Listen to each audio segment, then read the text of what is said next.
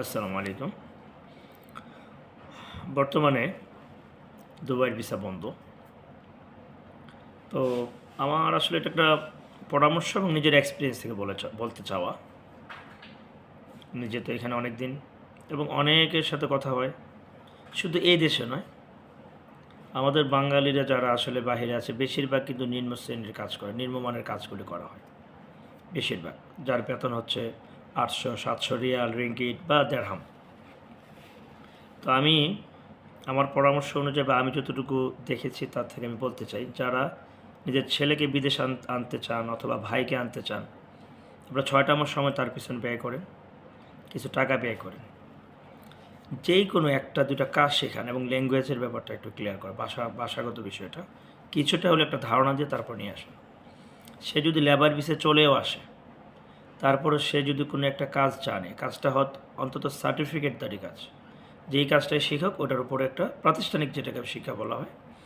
এখন অনেকে বলতে পারেন সেটা পাবো কোথায়?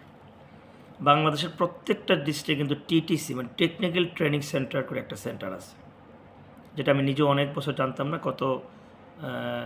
2022 সালে ওমানে গিয়েছিলাম, ওইটার যাওয়ার সুবাদে তখন আমি এটা জানতে পারি।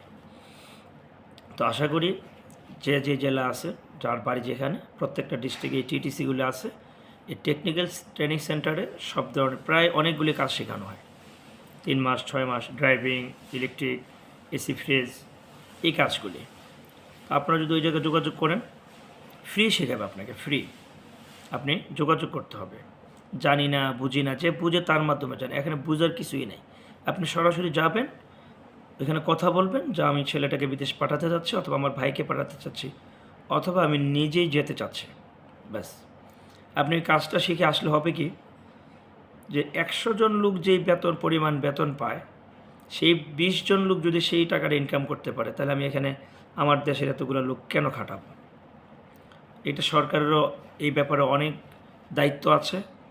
সেই দায়িত্বটা সঠিকভাবে এয়ারপোর্ট যারা চোর টোর আছে এগুলোকে চেঞ্জ করে, যেইভাবে করলে পরে দেশের লোক বাইরে গিয়ে কর্মসংস্থান সৃষ্টি করে এবং এটাকে সঠিকভাবে প্রয়োগের মাধ্যমে, আপনার শুধু রেমিটেন্স যোদ্ধা নিয়ে যারা সরকার বলেন বা যারাই বলেন যেই সংস্থাগুলি কাজ করে, তাদেরকে অনুরোধ করব আপনারা এই বিষয়গুলি সোচ্চার হন।